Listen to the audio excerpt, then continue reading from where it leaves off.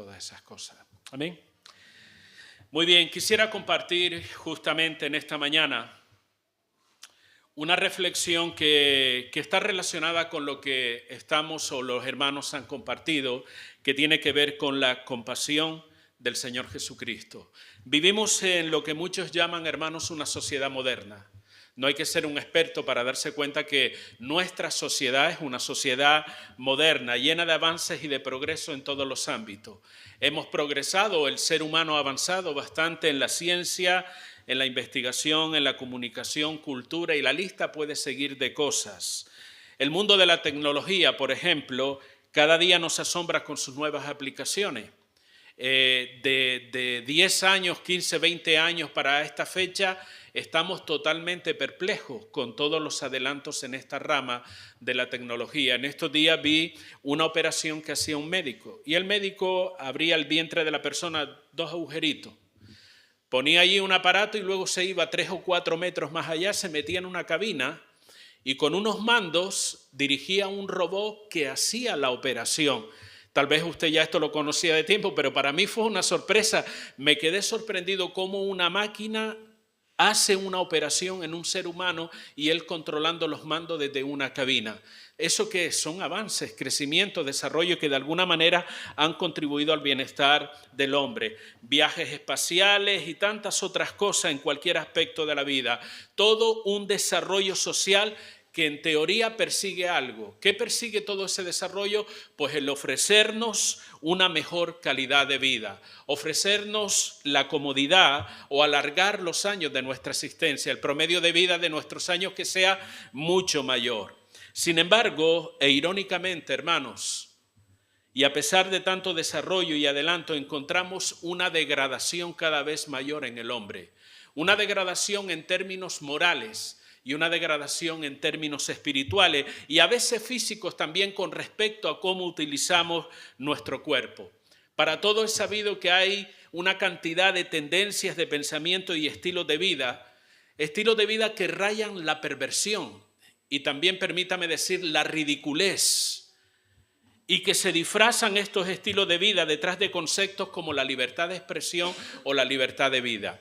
Como dicen, bueno, yo soy una persona libre, puedo vivir como quiera, pero ese como quiera está lleno de extravagancia y, como digo, también de perversiones. Pero lo peor es que el mundo acepta ese estilo de vida como si de algo normal se tratara. A pesar de tanto adelanto, a pesar de tanto desarrollo, vemos como el ser humano cada vez se va degradando más en estos términos morales y espirituales. La maldad incluso que se manifiesta en el trato hacia las demás personas. El hambre, la extorsión, la violencia, que dicho sea de paso, esta maldad es una señal de los últimos tiempos. Mateo 24:12, usted se sabe de memoria este versículo que dice, y por haberse multiplicado la maldad, ¿qué pasa? El amor de muchos se enfriará, dice la Escritura. Y saben, esto es una situación que no ha dejado exenta a la iglesia. La influencia de esta sociedad, la influencia de las diferentes filosofías de vida, la influencia de la maldad y del pecado han hecho mella, han impactado en el corazón de la iglesia del siglo XXI. Y usted se preguntará, ¿de qué manera? Mire, pudiera nombrar una lista de cosas de cómo nos ha afectado el estilo de vida que hay en este mundo, pero permítame solamente mencionarle un par de cosas. Por ejemplo, nos hemos vuelto como cristianos muy materialistas. Yo no digo que sean todos, pero la mayoría de la cristiandad en este mundo occidental nos hemos vuelto muy materialistas y egoístas. Incluso se habla de una teología que promociona todo ese tipo de cosas, la llamada teología de la prosperidad.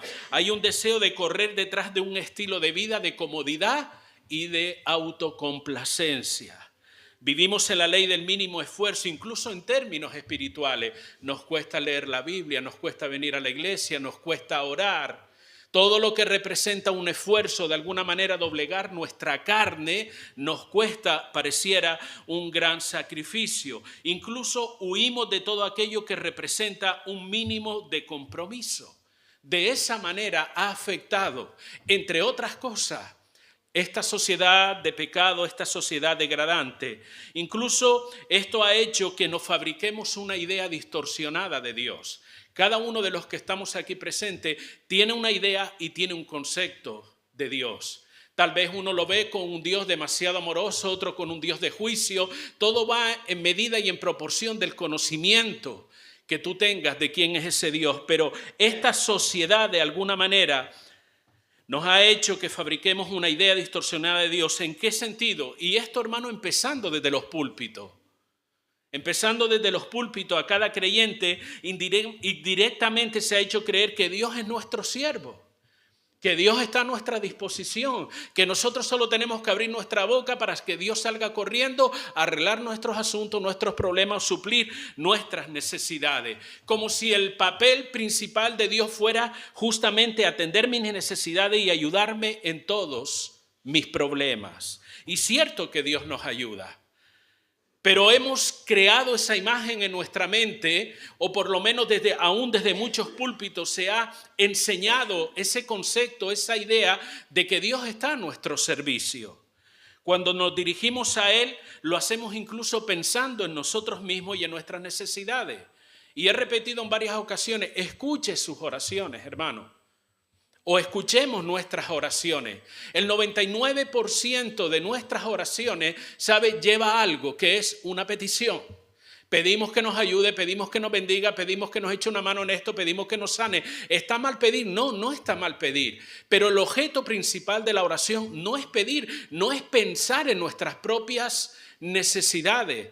El objeto principal o la razón principal de la oración es tener una relación con Él. Ese es el motivo principal.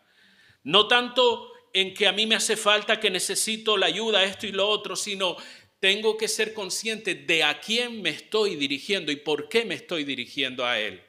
Y cuando me acerco a Dios debo tener esa conciencia de que lo más importante es Él, no tanto lo que me pueda dar. Pero vuelvo a lo mismo. Examine sus propias oraciones y se dará cuenta que tenemos a Dios, y no digo que lo hagamos adrede, no digo que seamos tan egoístas que pensamos en Dios de esa manera, pero de alguna forma nos hemos creado la idea que Dios está ahí simplemente para ayudarnos, cuando no es así.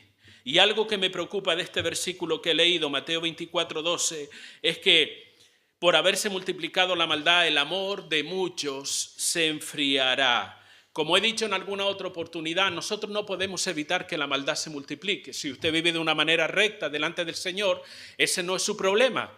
La maldad se va a multiplicar. Ahora, lo que sí puedo yo evitar es que mi amor hacia el Señor no se enfríe.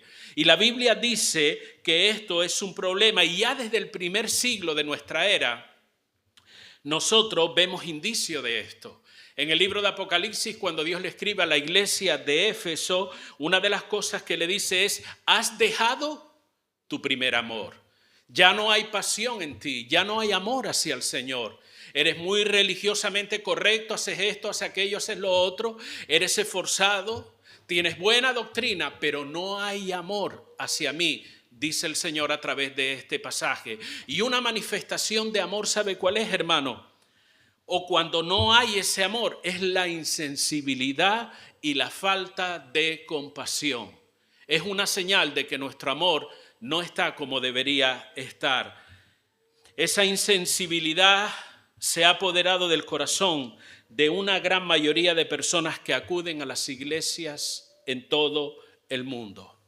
En el Evangelio de Lucas, y no hace falta que lo busque, en el capítulo 10 del versículo 30 al 37 nos habla de la parábola del buen samaritano.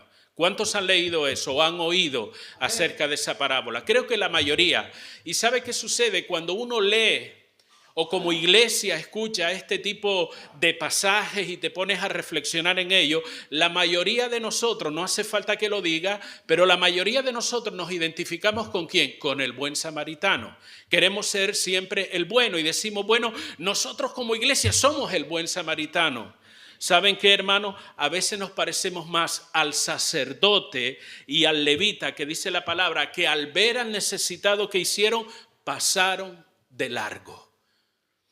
No, hombre, eso lo puedes decir tú de la gente que no conoce al Señor. No, y de la iglesia también. Aquellos dos personajes que la Biblia menciona en Lucas 10, el sacerdote y el levita, representaban justamente lo que es el amor, la misericordia, la compasión, pero que decidieron mirar hacia otro lado. Vieron al necesitado tumbado allí en aquel suelo, malherido, a punto de morir, y ¿qué hicieron? Pasaron por alto. Miraron hacia otro lado y siguieron caminando. A veces la actitud de nosotros como creyentes de la iglesia del siglo XXI es que mira hacia otro lado. Realmente no representamos ese buen samaritano. Y la iglesia del Señor, hermanos, no puede ni debe tampoco mirar para otro lado ante la necesidad que hay a nuestro alrededor. No podemos, no debemos mirar hacia otro lado. Debemos manifestar el carácter compasivo y misericordioso de Jesús. ¿Por qué? Porque la iglesia es una expresión de quién es Dios. Es el cuerpo de Cristo, dice la Escritura. Y como tal debemos manifestar el carácter de Cristo. ¿Y qué nos dice la palabra del Señor? Que era compasivo, que manifestaba compasión. Y déjeme decirle algo más. Si nosotros miramos para otro lado ante la necesidad, no solamente estaremos demostrando que el amor de Dios no está en nosotros. Pueden haber palabras bonitas, oraciones bonitas, puede haber un ambiente a gloria y todo lo que tú quieras. Pero si ante la necesidad nosotros miramos para otro lado, como le pasó en aquella parábola del sacerdote y el levita, ¿sabes qué estaremos diciendo? El amor de Dios no está en nosotros. No solamente eso, sino que seremos juzgados por Dios por nuestra negligencia. No es algo que se me ha ocurrido. Es algo que dice la Biblia, Mateo 25, 41. Entonces dirá también a los de la izquierda: apartaos de mí, malditos, al fuego eterno preparado para el diablo y sus ángeles. Sabían que el infierno inicialmente estaba preparado para el diablo y sus ángeles, ¿vale? Pero que otras personas irán con él también. Dice: porque tuve hambre y no me disteis de comer, tuve sed y no me disteis de beber, fui forastero y no me recogisteis. Estuve desnudo y no me cubristeis, enfermo y en la cárcel y no me visitasteis. Entonces también ellos responderán diciendo: Señor, ¿cuándo te vimos hambriento, sediento, forastero, desnudo, enfermo o en la cárcel y no te servimos? Entonces le responderá diciendo: de cierto os digo que cuanto no lo hicisteis a uno de estos más pequeños, tampoco a mí lo hicisteis. ¿Se dan cuenta? El actuar a favor de aquellas personas que están necesitadas, el actuar a favor de aquellos que están desamparados, un deber y una responsabilidad de la iglesia, e ignorarla implica que Dios nos juzgará por ello también. Dios se revela en su palabra como el Dios misericordioso y el Dios compasivo, hermano. Conocemos de Dios lo que Él ha querido revelar de sí mismo por medio de su palabra. Dios es mucho más profundo, Dios es mucho más grande, pero Él ha querido revelarnos parte de sí mismo, y digo que es más grande porque la Biblia dice que Dios es infinito, Dios es eterno. Pero lo que Él ha querido revelar al hombre de sí mismo, lo encontramos en la palabra. Y la palabra nos habla de Dios como un Dios de justicia y un Dios de santidad. Conocemos esos aspectos de Dios, ¿cierto? Lo habrás leído, lo habrás escuchado. Conocemos del Dios del perdón y de la restauración. Por eso hablamos del perdón de Dios. Pero también la Biblia dice que Dios se ha revelado como el Dios de amor, de misericordia y de bondad. Y todas estas características, todos estos atributos de Dios, los vemos reflejados en la vida y en el ministerio del Señor Jesucristo. No solo en sus enseñanzas, sino también en el trato que Él daba a las personas. Usted observa, lee, estudia el Nuevo Testamento y se dará cuenta cuál era el carácter de Jesucristo. ¿Cómo trataba Él a las personas? Como decimos allá, yo no sé aquí, al trancazo. ¿Era grosero acaso Jesús? ¿Era malcriado acaso Jesús? ¿Se reía Jesús a causa de los problemas de las personas? No, todo lo contrario. El carácter compasivo, misericordioso, restaurador de Jesús siempre está manifestado en la palabra. ¿Por qué? Porque Él es el reflejo de esos atributos y características de Dios. De hecho, él dijo en una ocasión, el que me ha visto a mí, ha visto al Padre. Juan 14, verso 9. Evidentemente no está diciendo que el Padre tenía un cuerpo físico como él tenía, o que se parecía físicamente a él. No, porque Dios es espíritu, dice la Escritura. Está hablando acerca del carácter, de la personalidad de Dios. Jesús es la manifestación de ese carácter y de esa personalidad. El trato de Dios con una persona, hermanos, siempre será un trato de amor. ¿Estamos de acuerdo con eso? Y estamos de acuerdo porque lo dice la Escritura. Porque Dios es amor y Dios no puede actuar en contra de su propia naturaleza. Por lo tanto, el trato de Dios con cualquier persona siempre será un trato de amor. Aunque ese trato, en un momento determinado, implique disciplina, implique castigo, implique confrontación también. Porque tendemos a asociar solamente el amor con las cosas buenas, agradables y que nos gustan a nosotros. Pero el amor de Dios muchas veces implica estas actitudes: confrontación, castigo y disciplina. El mismo Señor, escribiendo a una de las iglesias del Apocalipsis, capítulo 3, verso 19, dice: yo reprendo y castigo a todos los que amo. Amén. Esto nos gusta mucho, pero dice la palabra: yo reprendo y castigo a todos los que amo. Y cuando Dios me castiga, cuando Dios me disciplina, yo debo entenderlo como un acto de amor y un acto de misericordia hacia mi propia vida. Pero quiero resaltar en esta mañana ese carácter compasivo y misericordioso de Dios que fue manifestado en la persona de Jesús. Un carácter que la iglesia debe reflejar a este mundo perdido. El carácter de Cristo, el carácter de Dios debe ser reflejado a este mundo por medio de la iglesia. Si son tan amables y pueden abrir sus Biblias, capítulo 7 de Lucas, quisiera leer unos versículos que tienen que ver con lo que estoy hablando. Son muy conocidos, usted habrá leído en varias ocasiones. Verso 11 del capítulo 7 de Lucas. La palabra dice de la siguiente manera: aconteció después que él iba a la ciudad que se llama Naín, e iban con él muchos de sus discípulos y una gran multitud. Cuando llegó cerca de la puerta de la ciudad, he aquí que llevaban a enterrar a un difunto, hijo único de su madre, la cual era viuda, y había con ella mucha gente de la ciudad. Y cuando el Señor la vio, se compadeció de ella y le dijo: no llores. Y acercándose tocó el féretro, y los que lo llevaban se detuvieron y dijo: joven, a ti te digo, levántate. Entonces se incorporó el que había muerto y comenzó a hablar y lo dio a su madre.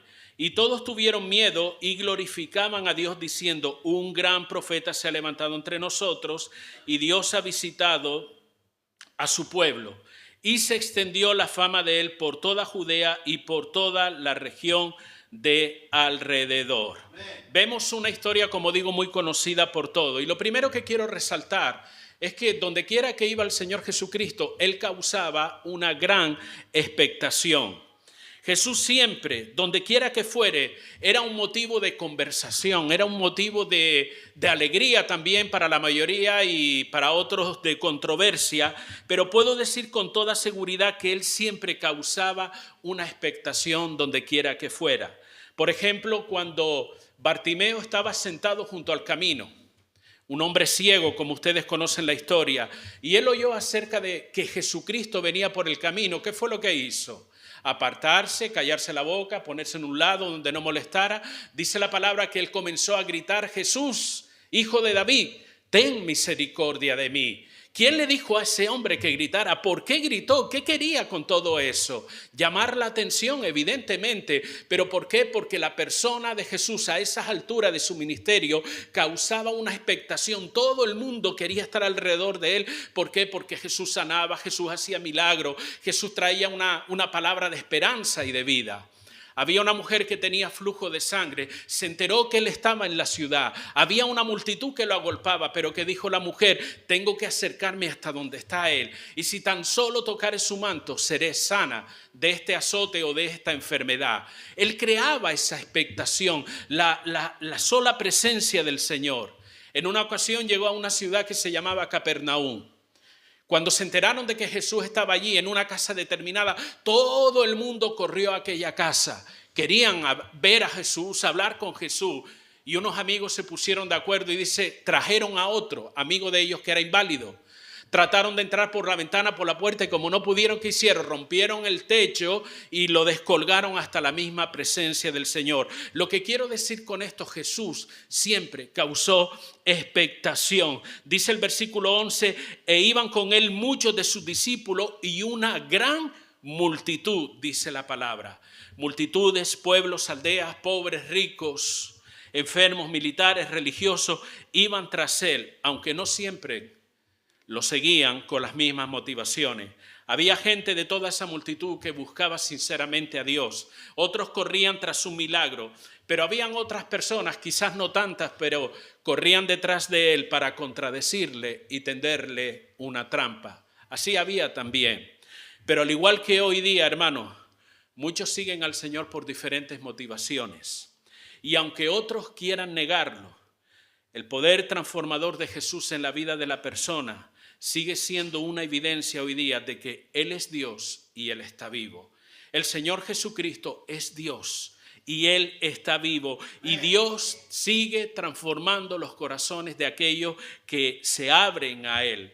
Vemos en estos pasajes una situación de dolor y de quebranto que ojalá ninguno de nosotros tuviera que pasar por ella. Sé que algunos hermanos de la congregación han vivido esta triste experiencia. Dice que entrando en la ciudad de Naín tropezó o se encontró con un entierro, con un cortejo fúnebre. Traten de imaginar la entrada de la ciudad, viene una multitud con gozo, con alegría, siguiendo al Señor y de repente se tropiezan con otra multitud que sale con una actitud totalmente opuesta, llanto, dolor, tristeza y amargura. Un cuadro de desesperación, de dolor y de lágrimas porque una madre estaba enterrando a su hijo. Esto tiene que ser, yo no he vivido y espero jamás y nunca tener que vivir esa experiencia. La propia naturaleza dice que tus hijos son los que te tienen que enterrar a ti, ¿cierto? Pero hay experiencias de este tipo. Son uno de esos momentos dolorosos que nos gustaría evitar a toda costa y que nunca nos vamos a acostumbrar. Y Lucas enfatiza en el versículo 12 que este muchacho era un hijo único y encima que esta mujer era viuda. Y con esta expresión Lucas está tratando de poner de manifiesto lo triste y delicado que era esa situación. ¿Por qué? Porque esa mujer, y más en aquella cultura, hermanos, al ser su hijo único y ser viuda, esa mujer quedaba expuesta al abandono, expuesta a la necesidad, porque su hijo era probablemente quien mantenía a esta mujer, pero cuando se va a esa fuente de ingreso, por decirlo de alguna manera, y no es que quiera poner el enfoque solamente en eso, quiero hacerles ver la situación tan dolorosa, la connotación de dolor que tenía, es que no solamente se murió el hijo, sino que esa mujer quedaba a la deriva, sin sustento, abandonada, sin familia. ¿Qué iba a ser de esa persona? Era una situación muy dolorosa. Y Jesús, entendiendo el dolor que ella estaba pasando y que representa esa situación, la Biblia dice que Él fue movido a compasión. Él tuvo compasión. Fíjese que en los versículos que hemos leído, ella no pide nada. Ella no fue diciendo, Señor, ¿puedes hacer algo? Ella sencillamente lloraba a su hijo muerto. Pero en el versículo 13 dice, cuando el Señor la vio, se compadeció de ella y le dijo, no llores. Lo que quiero resaltar con esto, hermano, es que Jesús se identificó con la necesidad y el dolor de aquella mujer. Él no pasó de largo, Él no dijo a la gente, apártense a un lado, vamos a dejar pasar el cortejo fúnebre por respeto a la persona que ha fallecido. Él no hizo nada de eso, sino que Él se identificó con el dolor de aquella mujer. Una mujer que, como he repetido, no le pidió su ayuda. Sencillamente Jesús mostró su interés. Y esto nos habla de uno de los propósitos del Señor. Lucas 4, 18 y 19, Él dijo, yo he venido a sanar a los quebrantados de corazón, nos enseña la palabra. Ahora, esto me hace pensar y reflexionar, y espero que a usted también en esta mañana, hermano, como iglesia del Señor, ¿nos identificamos con el dolor de otros? Piensa en eso. O cada cual que se busque la vida. ¿Cuál es el pensamiento que como iglesia tenemos respecto a la necesidad de otro? Hemos escuchado a unos hermanos hablar cómo se sintieron cuando vieron esa necesidad. Cosa que estamos habituados a ver en la calle. Pero como no nos acercamos, como no nos preocupamos, no vemos la intensidad de la situación que puede estar viviendo esas personas. Miramos de reojo y seguimos caminando. Pero aquí tenemos a Jesús que cuando ve a aquella mujer llorando y entiende su situación, se acerca a ella y le dice, mujer, no llores, porque se identificó con ese dolor. A veces es posible que estemos tan centrados en nuestro propio bienestar que ignoramos que hay otras personas que sufren porque no tienen lo mínimo para sobrevivir. Es posible que estemos tan ocupados en nuestros propios logros personales, en nuestro propio bienestar, comodidad, que ignoramos a otras personas que están en situaciones críticas en su vida. O es posible que para evitar un compromiso de ayudar a otros argumentamos, no, bueno, esa gente está ahí por su mala vida, por su mala cabeza, seguro que son drogadictos. Seguro que algo habrán hecho. Y decimos toda esa serie de cosas, ¿para qué? Para justificar que no hacemos nada, que no movemos ni siquiera un solo dedo a favor de esas personas. Hermano, eso le compete a Dios, no a nosotros.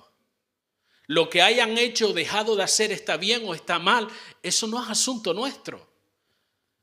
El asunto nuestro está en poder ayudar a esas personas en esos momentos críticos. ¿Por qué moriría el hijo de aquella señora? De la viuda que está aquí. No dice la palabra nada de eso, ni tampoco lo vamos a cuestionar. Solamente nos damos cuenta que en el momento de dolor, en el momento de la necesidad, el Señor Jesús se acercó a ella. ¿Por qué? Por compasión. ¿La compasión forma parte de tu vida? ¿Forma parte de la vida de la congregación? ¿Forma parte del pueblo de Dios en términos generales? No, eso que lo resuelvan las ONG. Que para eso cobran dinero del Estado. Eso que lo resuelva. ¿Y la iglesia del Señor qué? ¿Qué hacemos?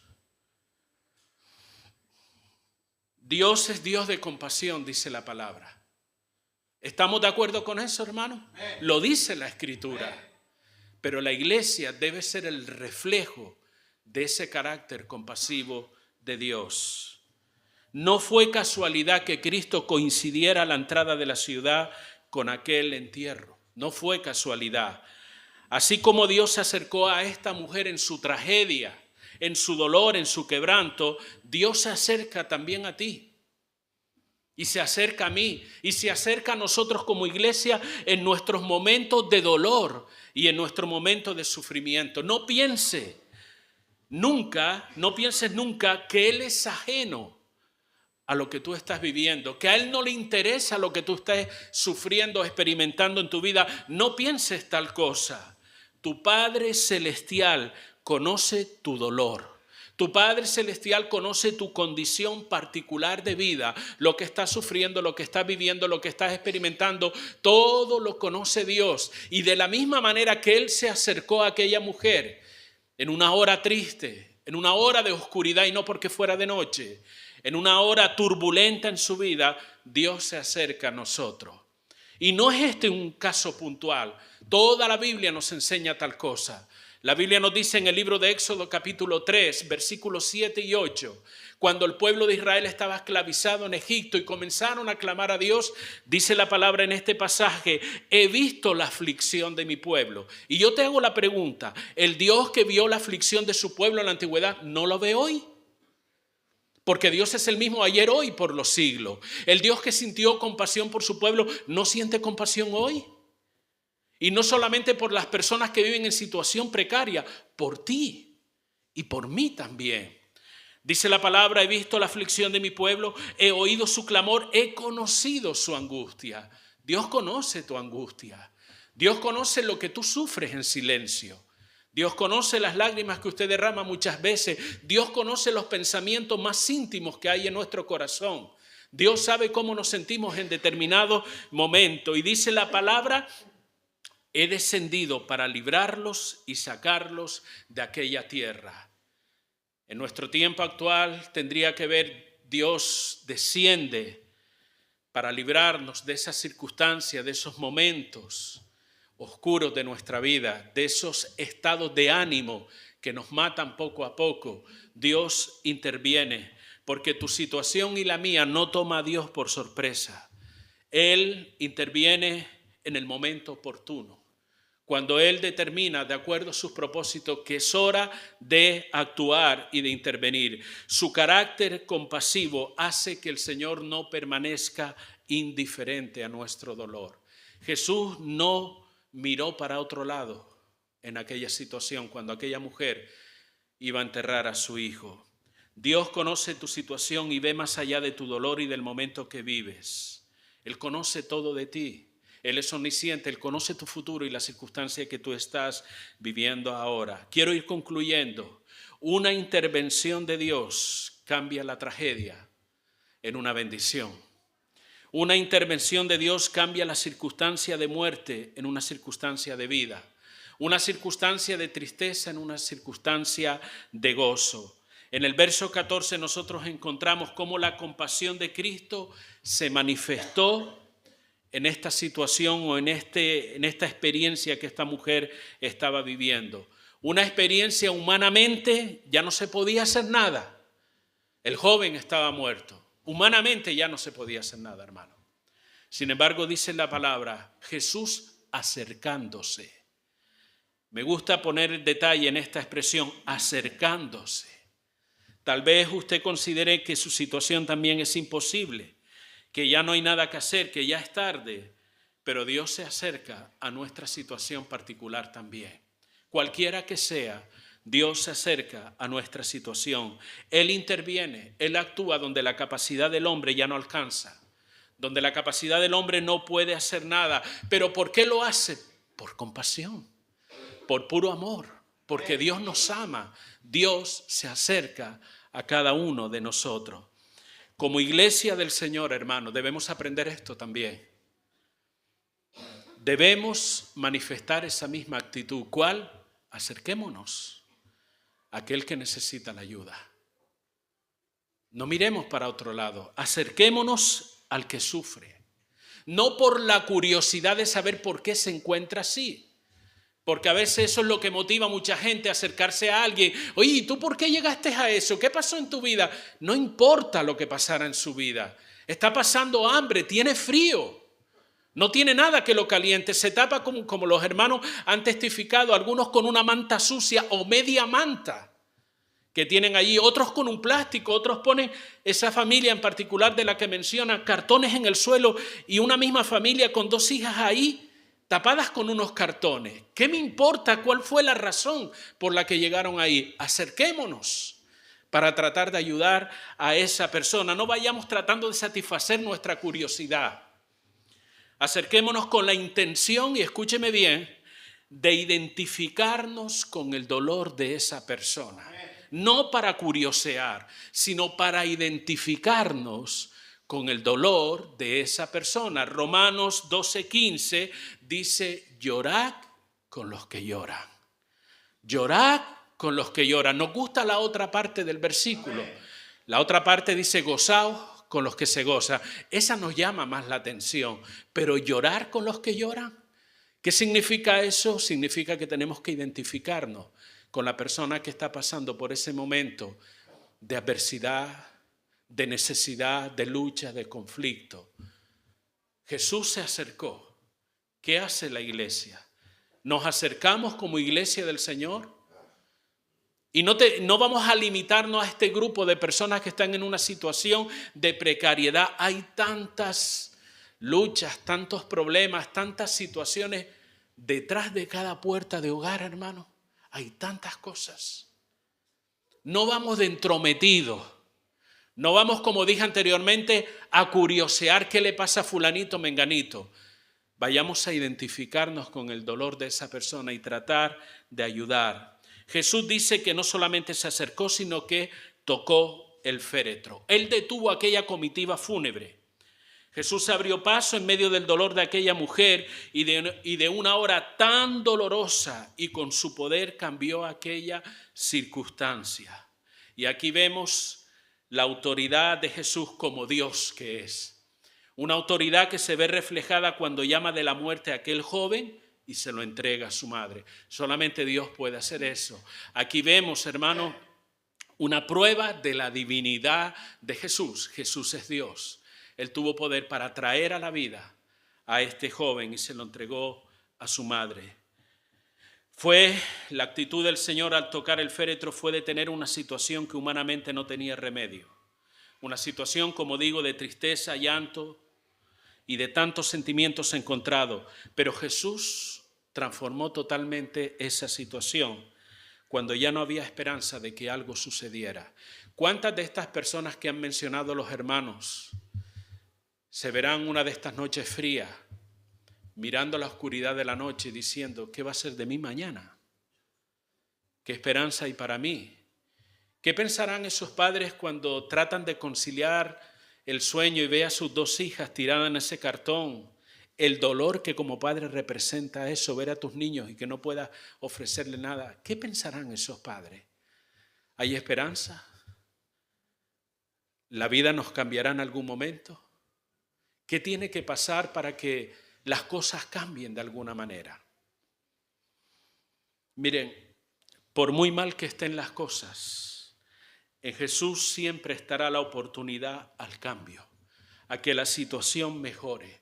Y la iglesia del Señor, usted y yo y todos, hemos sido llamados a llevar esa esperanza al que no la tiene. A decir, sí hay esperanza.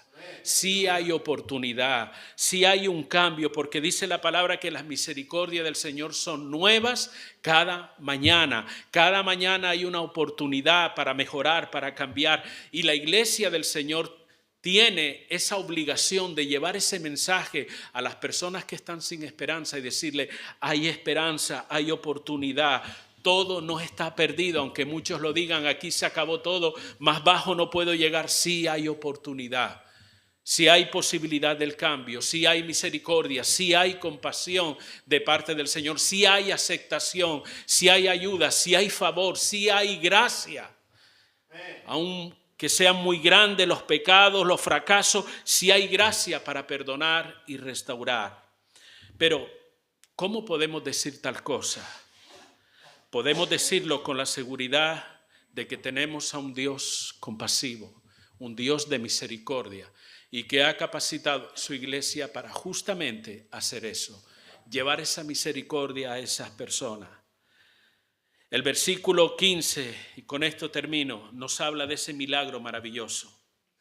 Un momento de aflicción, de dolor, de llanto se convirtió en un momento de gozo. Un entierro se convirtió en un tiempo de fiesta y de celebración y de vida, porque aquellas personas fueron llorando, amargados a enterrar a ese joven. Pero cuando tuvieron el encuentro con Jesús, el llanto se convirtió en gozo y alegría. Eso es lo que hace el Señor en la vida de las personas. Una intervención de Dios en nuestra vida cambia nuestra circunstancia, hermano. Una intervención de Dios transforma nuestra vida, transforma la tristeza en alegría. Hay un cántico, no lo recuerdo exactamente, pero se cantaba, has cambiado, no, mi tristeza en gozo, no. Hay otro cántico que nos dio un manto de alegría en lugar de luto y cosas así. Algunos de los más antiguos recordarán ese cántico. Cuando Dios interviene, nos da incluso una mayor comprensión de quién es Él. La Biblia dice en el versículo 16, y todos tuvieron miedo y glorificaban a Dios, diciendo, un gran profeta se ha levantado entre nosotros y Dios ha visitado su pueblo. Cuando Dios interviene, somos conscientes de que Él nos ha visitado. Y hace que de nuestro corazón, de nuestra mente, de nuestro espíritu, de todo nuestro ser, salga esa alabanza, esa adoración, porque tenemos una mayor comprensión de quién es Dios. ¿Cuándo? En el momento de la necesidad Dios se glorifica. Hermanos, Dios sigue hoy manifestando su compasión y su misericordia a este mundo necesitado, y lo hace por medio de su iglesia. Él despliega su amor a todo el que quiere recibirlo. Por lo tanto, iglesia del Señor, y con esto cierro, no caigamos en la indiferencia, no caigamos en la insensibilidad ante el dolor ajeno, ante las situaciones difíciles, comprometidas, conflictivas que puedan estar viviendo otras personas. No caigamos en esa insensibilidad, no miremos para otro lado.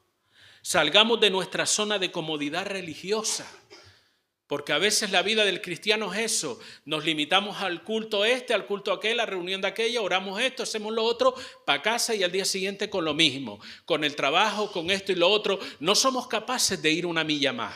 No somos capaces de dar un paso más de lo que ya estamos acostumbrados. Y generalmente toda esta serie de actividades están centradas en nosotros, oramos para que Dios nos bendiga, nos reunimos para que Dios se glorifique, pero vamos a salir de esa zona de comodidad también. Aunque eso requiera esfuerzo, sacrificio, aunque eso tenga un coste en nuestra vida, de emplear nuestro tiempo, incluso emplear nuestros recursos. Cuando el samaritano aquel auxilió a aquella persona en el camino, él utilizó sus recursos para ayudar a esa persona. Le echó aceite, vino, vendó sus heridas, lo puso sobre su cabalgadura, lo llevó a un lugar para que lo cuidaran y él aportó su dinero para que cuidaran a un extraño, a uno que probablemente no lo trataría a él igual o de la misma manera. Le representó un coste para él mismo. ¿Estamos dispuestos nosotros a que ayudar a otros nos represente un coste? No, eso que se busque la vida. ¿Estamos dispuestos, hermanos? Salgamos de nuestra zona de comodidad religiosa en busca del necesitado. Centremos nuestros esfuerzos y recursos en lo que realmente es importante. Seamos las manos de Dios ante un mundo necesitado y seamos una expresión de la compasión de Dios para este mundo. Amén.